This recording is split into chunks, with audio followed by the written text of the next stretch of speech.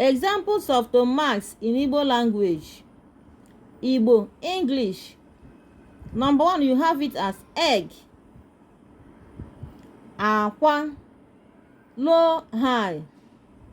Number 2, bed. Akwa, akwa, low, low. Number 3, clothes.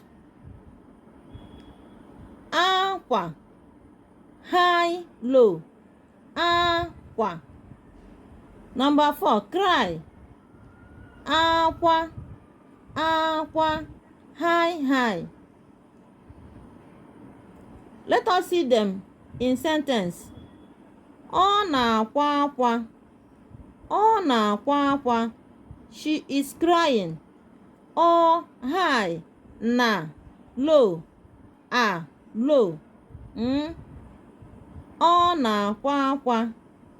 A, mid-tone. Akwa, high, high.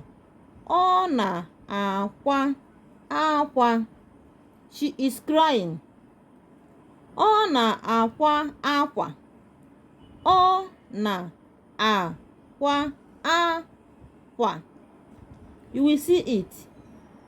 High, low, low, mid, high, low. Ọ na-akwa akwa. She is sewing clothes. Ọ na-akwa akwa. Ọ na-akwa akwa? Nke a bụ ajụjụ. Ọ na-akwa akwa? Is she sewing clothes? Ọ na-akwa akwa? Is she crying? Ọ na-akwa akwa? Ị ga-ahụ ya na nke a gara elu igosi na ọ bụ ngịnị, na ọ bụ high tone. Ọ na-akwa akwa? Nke a bụ ọ na-akwa akwa, low tone. Is she crying? High tone. Ngwa tụsara anyị ihe ozizi a ndị nke m ka emesienụ. Ị ga-eji nwayọọ na-amụ ya. Ọ dịkwa n'ụtọ n'ọnụ ma ọ bụ na ịmụta ya.